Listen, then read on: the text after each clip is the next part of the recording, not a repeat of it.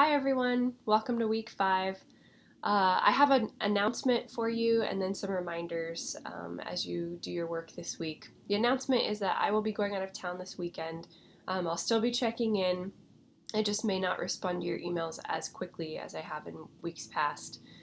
Because of that, I am working on your grading your discussions as well as your ALAs.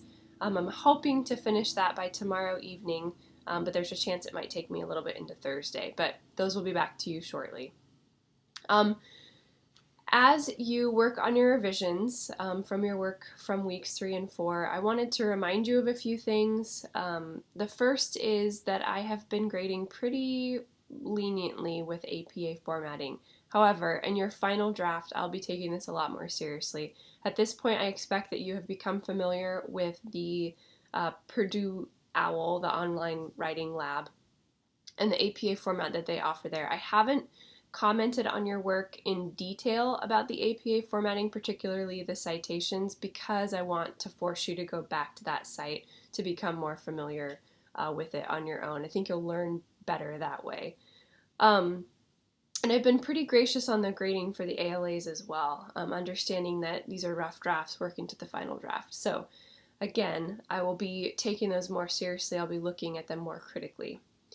The second note is about late work. I've been getting an increasing number of late assignments, which I've been, pretty relaxed about. However, as we near the end of the class, I don't want that to become kind of a snowball. So we have 3 weeks left, this week included. What I do expect is that all late work will be in to me by Friday, next Friday, February 19th. By 11:55 p.m. That will give me that final week to catch up on those grades. And for your sake, just remember the more and more you fall behind, the harder it is to catch up. So please do your best to catch up as quickly as possible if you've not caught up. If you've not talked to me and you're not caught up, please send me an email as quickly as you can. The last thing on late work and grades is keep track of your grade. Check in to be sure that I've graded everything that you've submitted, and ask me any questions if there's any assignment that's missing or if you have a question on any of the grading. The next thing I want to note is on your annotations in particular. Some of this also relates to your ALAs, but on your annotations in particular, your discussion this week, the way I see them is the annotations are there to help you. They help you keep track of and organize the research that you've done. So in your annotations, make them useful to you. Offer specific details from the sources. So rather than just saying, this source is pro-gun control, say what this source says about gun control. This source is pro-gun control for these specific reasons. That way, when you go back and review your annotations, you have a very clear idea of what that source is arguing.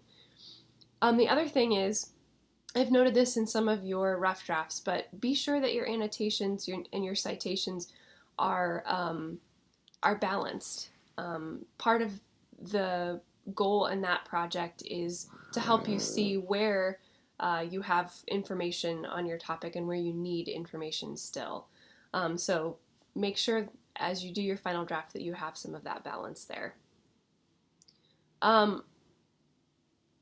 Plagiarism relates both to the annotated bibliography and to the ALAs.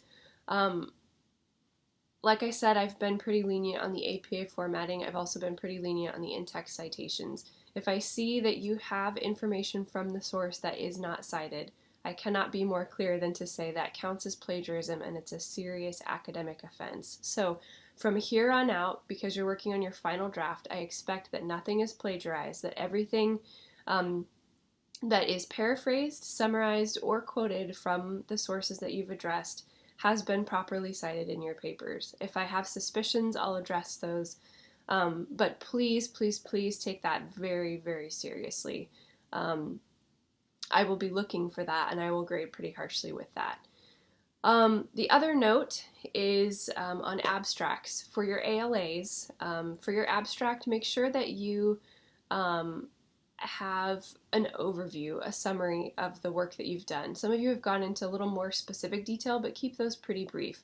Those are kind of like your annotations in that they're giving an overview for somebody of your overall argument, but they're giving them kind of a snapshot of what it is that you are arguing in your paper. The last two things, I guess. The last point that I want to make has two parts. The first is for your paragraphs, I've talked a lot about topic sentences in my comments to you. I may have said something like introduce this quote, unpack this quote. I have attached a link to something, to another website from, I think it's UCSD, that has more information on what we call an axes paragraph. It outlines what I'm looking for in your paragraph. An assertion, an example, an explanation, and then discussion about the significance of that. That is a well-developed paragraph, and I think having that outlined for you will help you. So that will provide more information about what I mean by unpack the paragraph, unpack that quotation, comment on what the significance is of this quote before moving on to the next thing. Related to that, for several of you, I've noted set up this quote in some way. I've also said before, don't just drop a quote in and leave. I mean, it's like throwing a piece of paper at somebody and walking away. You're not really giving them any context. You're not introducing them. You're not easing them into what it is that you want them to take away from that quote. So I've also included a link to a site that helps you figure out, how do I set up a quote? What is a tagline, and how do I do that well? How much do I quote, and when do I know when to quote, when to paraphrase, when to summarize information from a source? So look at those two links, read them carefully. Let me know if you have any questions, but hopefully those will help you as you write your final drafts this week. As always, if you have any questions about anything, please contact me as soon as possible. Like I said, this weekend I might be a little slower to respond, but I'll still be checking my email and still replying to you. So best wishes, happy week 5, and we'll talk later.